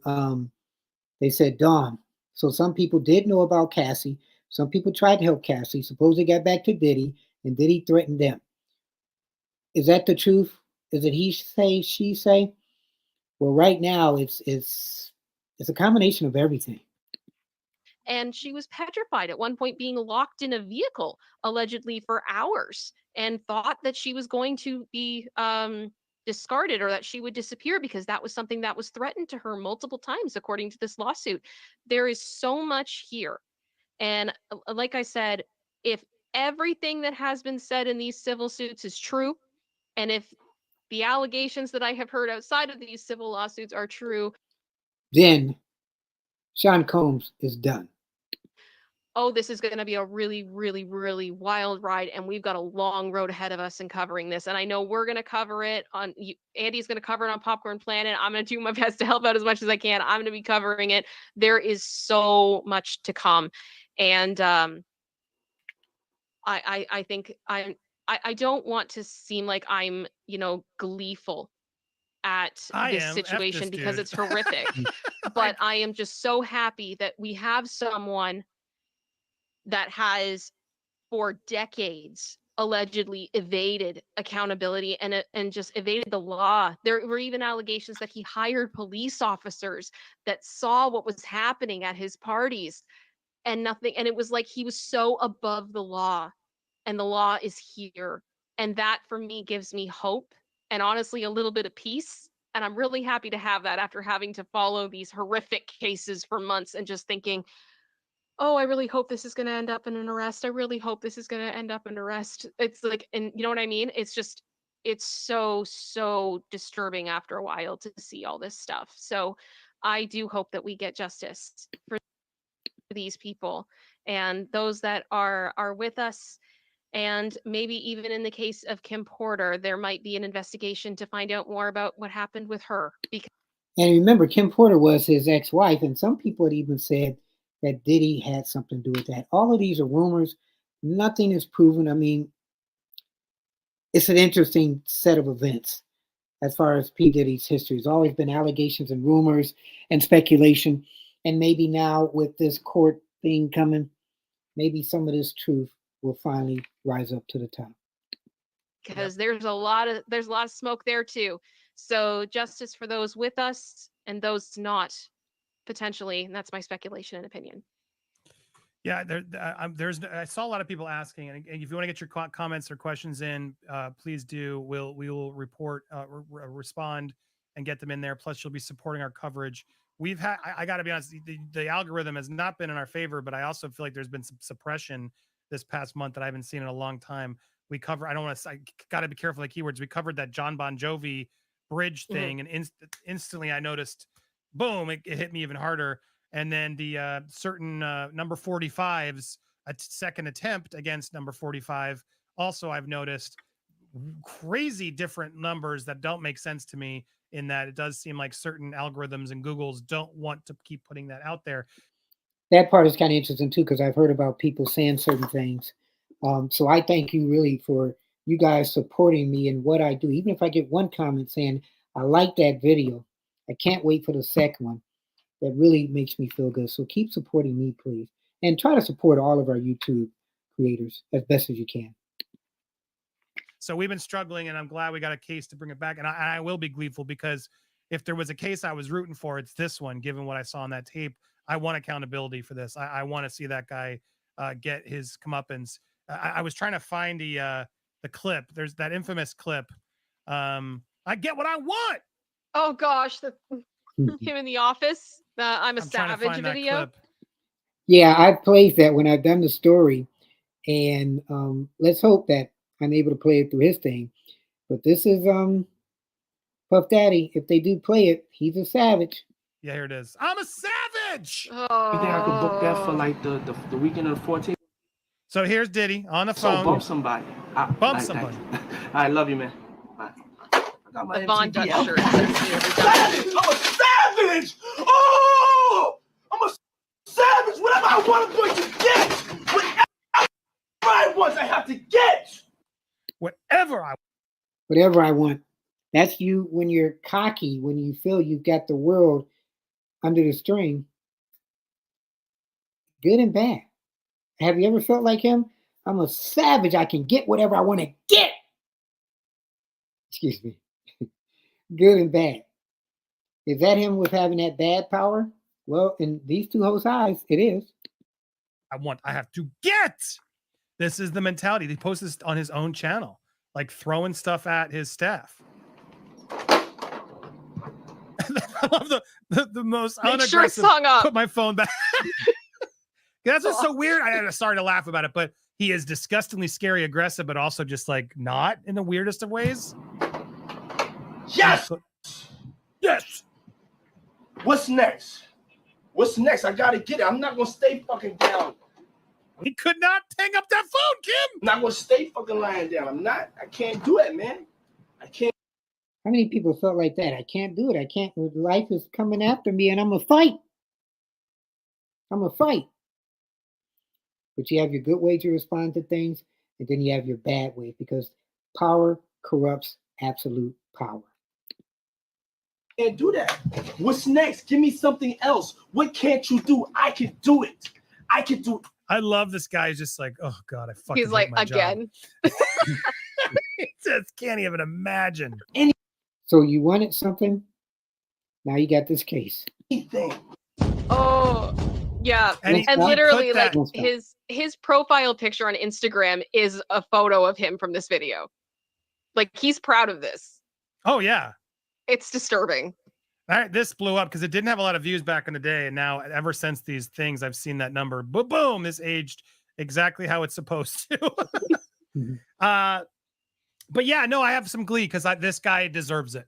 This guy was out there. I mean, look, I need to hear the charges, of course, but what he did to Cassie, to me, you see it, the visceralness, right? It's too much. So what he did to Cassie, does that trump everything else? No pun intended. You don't care whatever else happens to him. He did that to Cassie. He should pay. Did that to Cassie. He should pay. It's too much. And this kind of energy that he's joking about in this clip, he was doing to people. And we approve of it. And so if he's doing that to one person, chances are he's most likely doing it to a lot of people. And so the allegations that have been coming out are more easier and easier to believe. So we will be seeing soon. So for those of you who are tuning in, we went live late. Thanks to Kim and others. I got so many texts. They're like, oh my God, he just got arrested. Got arrested. Gunner Girl and others. Thank you. I got it all. I'm like, what? It was like 10:30. I'm like, this is so late. Who's going to watch? I'm glad we did it because I'm glad we got to get in here, break it with you guys. And tomorrow, I have no doubt we will have much bigger news, whether it's the mug shot, the charges themselves. We will have it here. Conveniently, I'm out of town on Thursday, but thank goodness I got the best person who could cover this case. I'm sure you feel much more confident reporting on that in my absence than some of the other things that were potentially going to have to be there. So we will both be covering you across both channels. And if you are in the London area, I'm going to be in London on Saturday. We did finally announce our location. So while he's talking, I'm going to try my best to get It's Kim on my show because I really like her analysis. She talks from all different ways, which is good. And I'm even going to reach out to him. I'm going to reach out to him to invite him on my show. Algorithm has not let me make a lot of announcements these days. Good to see you guys back. Make sure you're subscribed to both me and Kim. If you haven't already, here's how you do it. Subscribe and then hit that bell. And you want to hit all. That way, when we get the charges, when you get them, you're going to get them as fast as possible. When you get those notifications, you go click the thumbs up. You go keep a comment. I want you to be part of the notification squad. So make sure you support his show too, because as you can see, he did a lively show with him. So I appreciate the opportunity to kind of piggyback off of him. Get ready, get back in. So happy to put it. We're back. Diddy, I can do anything. I can cover Diddy all day. I can do this, Kim. I can do it. Yeah. It's too loud. My kids probably woke up my kids. Right. I'm sorry. Yeah, I couldn't hear any of that. I have no idea what you said. That was too aggressive. All right. So you're watching Keeping It Honest. Yours truly, Anthony Parker Alexander. And we're trying to see if there's anything else to close this part with. Let's see. Thon or a liathon, essentially. I think that this has been going on for a very long time. And even if he tried to get rid of everything, I think there would still be remnants of other things left. And not only that, but copies, it does sound right, that he gave people.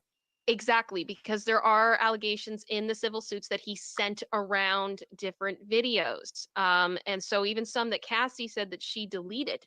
And then all of a sudden he would be like, yeah, I've got it, as a means to manipulate her and to further hurt her.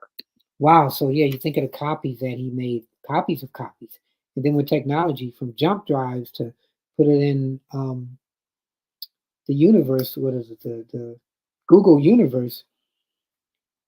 This stuff will never be erased. So we'll see. Yeah, it that We'll it, see. it whew, it's a while, but I'm glad you brought that up. I forget why we didn't get to it. I think I made a video with John Witherspoon calling out exactly that point of his stupid kid did a diss track.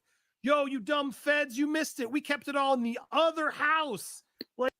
And that was Diddy's son putting that on tape. Oops. Like, You know, how the funny dumb thing is, are you? so Like, I jokingly call him Yeet Skirt on my channel because skirt? I Yeah, think yeah. of that SNL sketch. And when I first started listening to the diss track, I was like, oh, this is gonna be so bad. It's gonna be like Yeet Skirt, except Yeet Skirt is better. It is better. It's catchier. And you don't think if they go to court, they're going to play that in court? Of course they will. His son giving up his dad.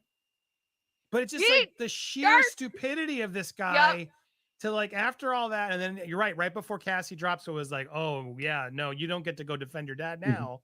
There was a rumor that it was actually Homeland Security responding to the diss track, that they got annoyed. Wow. That was a rumor. I can't confirm it. I can't deny it. I mean, it's an allegation, right? But Conspiracies? Remember, believe some. I just think the timing was interesting. I mean, That's all I'm no saying. one listened to that diss track. That diss track went nowhere. It was just an idiotic F you to the feds, and then they were like, oh, okay, son. It was just him have a yelling seat. "suck my D" for like 5 minutes, and then dissing Homeland Security and thinking that was going to go well. And Homeland Security probably said, son, you think you can diss us? Well, son, we about to do this. And then bam, they raided Diddy's house. Well, but it wasn't even dissing him. He was acknowledging, oh yeah, we all the shit's in the other house. Like there's like think of that for a second. You just got raided, but 2 houses, LA, Miami and LA, and serious charges, right? Serious stuff. And you're Diddy, and you know shit. I have done terrible things, as we saw with Cassie.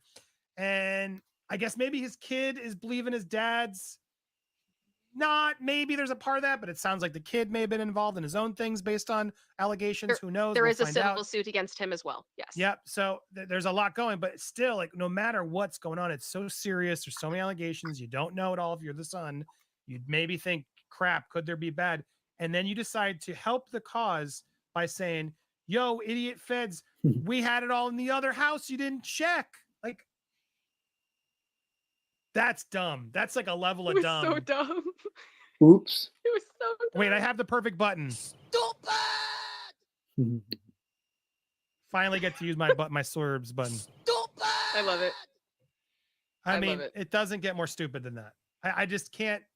I can't even. It's wild. It's wild. But anyway, so look, anything's possible, right? There's a version of this where we're going to get the craziest, like Reginald Van Johnson really is on a tape in the bathroom. Like, you don't even know at this point what Carl Winslow did. What he's on Dancing with the Stars. I hope he's not sweating. I love him. But we're at this point, Kim, where it's like, especially in this political season, everything that's going on in our world. So he's talking about the people from Family Matters might be involved in this? Wow. Like, nothing surprises me anymore. And so tomorrow, as this stuff breaks, we are in for a fascination or a disappointment. It's going to go either way. And so we will keep you posted as it comes in.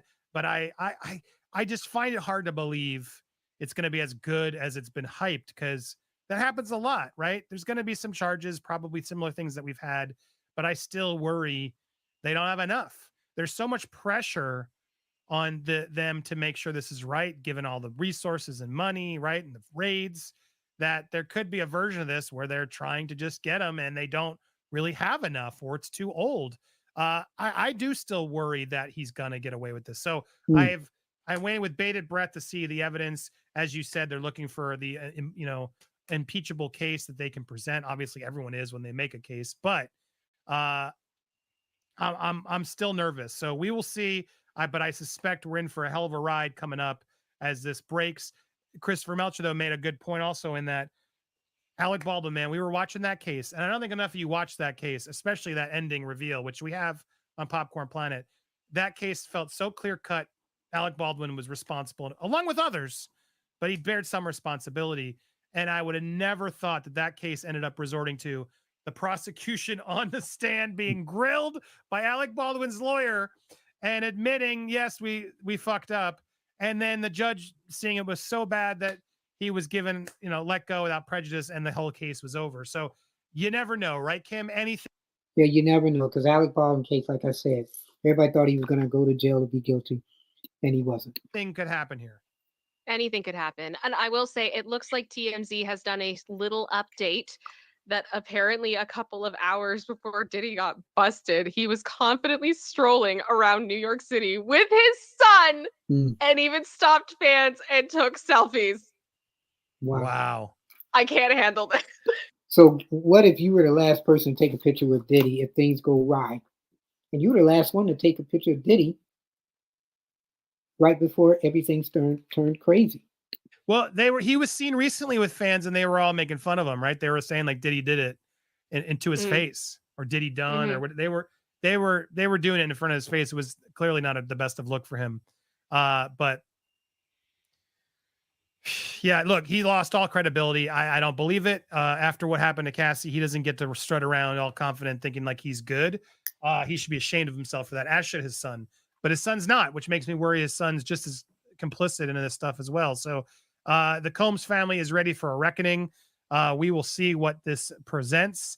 Any other things or things you want to say before we go, Kim? I'm going to read some of these comments, but as I get them prepared, anything else you want to add?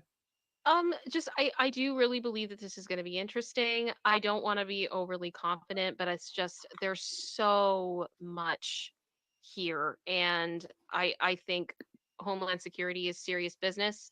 When you get indicted for a RICO case, it is incredibly serious. The rate of,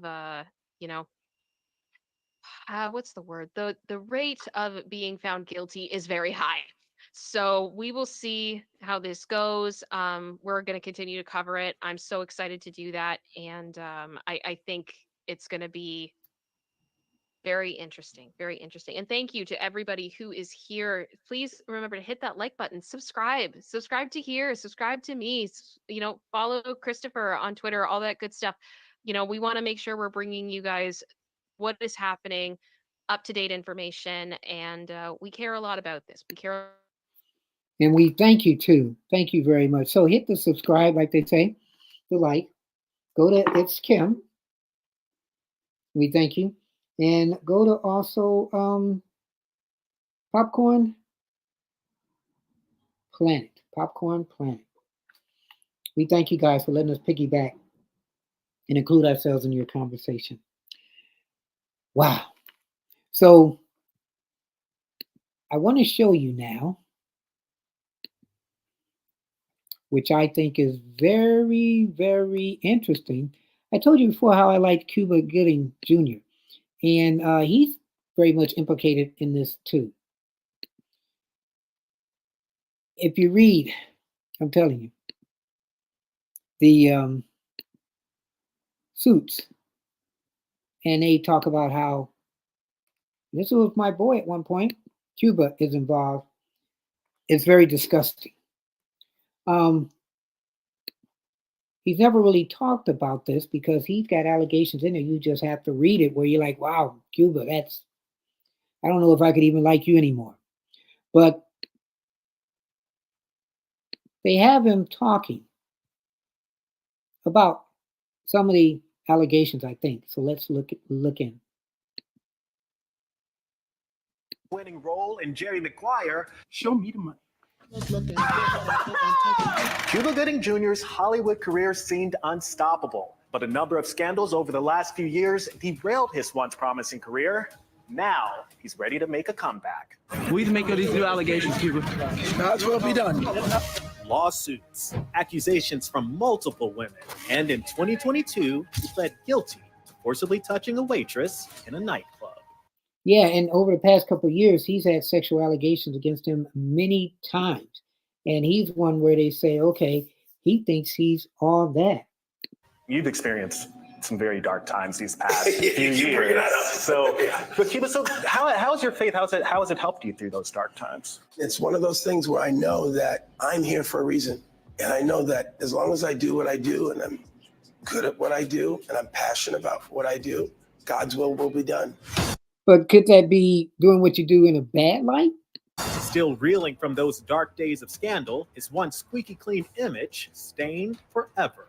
Because remember, he's done a bunch of movies even for kids. And one of my favorite movies he did was the Fighting Temptations. I thought he was a poor man's Will Smith because he had even said that he wasn't getting some of those roles because Will Smith was. People love you. You know, people do. You seem like you're on top of the world. You're jovial. How did you find yourself in a scenario where dozens of women were accusing you of sexual assault, pleading guilty to forcible touching, and settling lawsuits? People feel that I'm accessible to them. So I come in contact with all kinds of people, from people who adore you and people who are offended by you, people who feel you're aggressive. And you have to learn that as you walk on this path, you must stay neutral. And a lot of people have loved Cuba Gooding over the years. But again, if you read the civil suit in the section that talk about Cuba, you're like, wow, man, I can't believe this guy too. And people interpret what's going on with you or what you're being exposed to. You have to make sure that you know your intention and you have to be accountable for your own actions. And I have been. Back in March, Cuba was embroiled in another scandal. He was named as a co-defendant, accused of sexual assault in one of the... So Cuba Gooding Jr. denies Rodney Jones' sexual misconduct allegations in Sean Combs' suit. And if you read that Rodney Jones suit, he's very explicit as far as what Cuba Gooding was involved in. Many lawsuits against Diddy. Cuba has vehemently denied the allegations. Well, how do you fully escape it, though? Like your name, for example, was mentioned in the Diddy case. Which was the most ridiculous thing ever. Because you barely know This is the right? most ridiculous thing ever. But again, welcome to being a celebrity. So we're going to find out now, as these court cases come up, if Gooding is lying or if Gooding is saying these are all lies. Stay tuned for that. Welcome to my world. Cuba's faith is what has seen him through and may have others seeing him in a new light. We'll walk straight out of here. Pretend to be the media.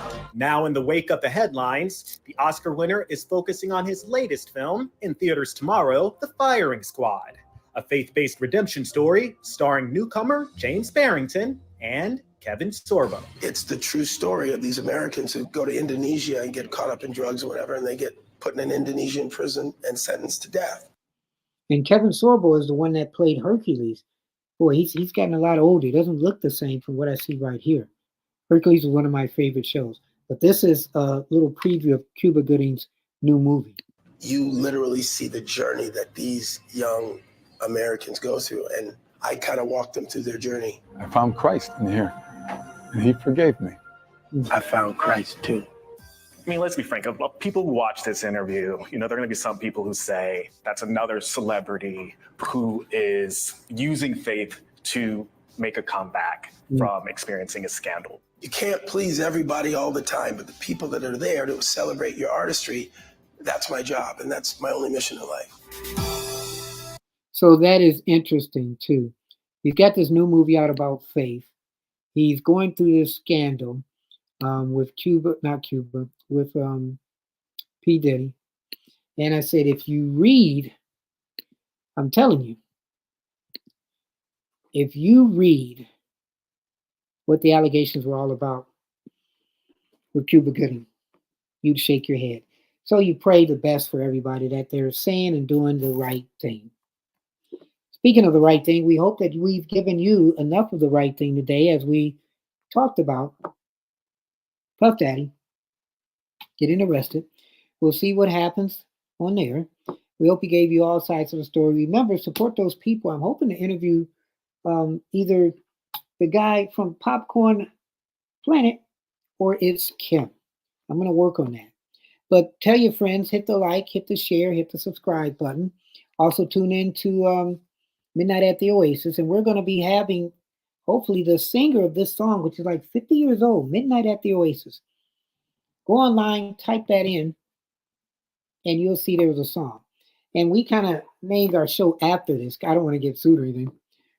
Because we were coming on at midnight, and I thought, hey, it's a perfect name for a song or a show. So I'm gonna see if I can get this person who's on tour now, celebrating the 50th year anniversary, on the show Midnight at the Oasis. And then, of course, we have Keeping It Honest with yours truly, Anthony Parker. We have our shorts, which are 5 seconds sometimes. A lot of people comment. Keep it commenting. 2 5.5-hour programs. 2 special programs. We do live shows. You just never know. This came up like probably 45 minutes before we aired it.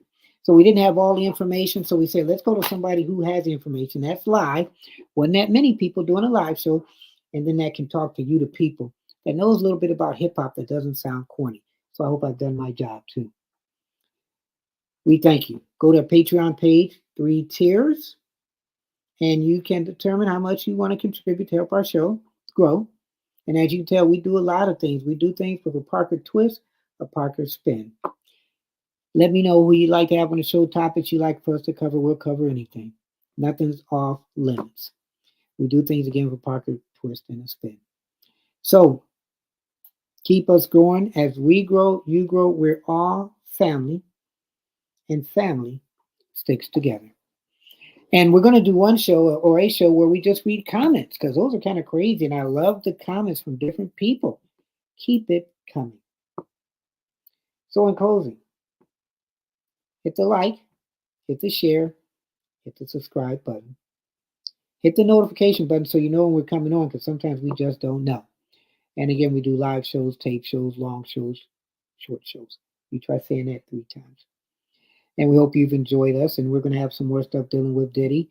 And we've got some programs coming up. We've done stuff on Cassie, and we've examined the whole cases, and it looks like it's coming up again. So stay tuned, be prepared. Tell your friends. So in closing, keep your head up, never look down, always believe in yourself, and therein will lie your answer. We don't just keep it real. We don't just keep it simple. We keep it honest. I'm Anthony Parker, and of course, God bless.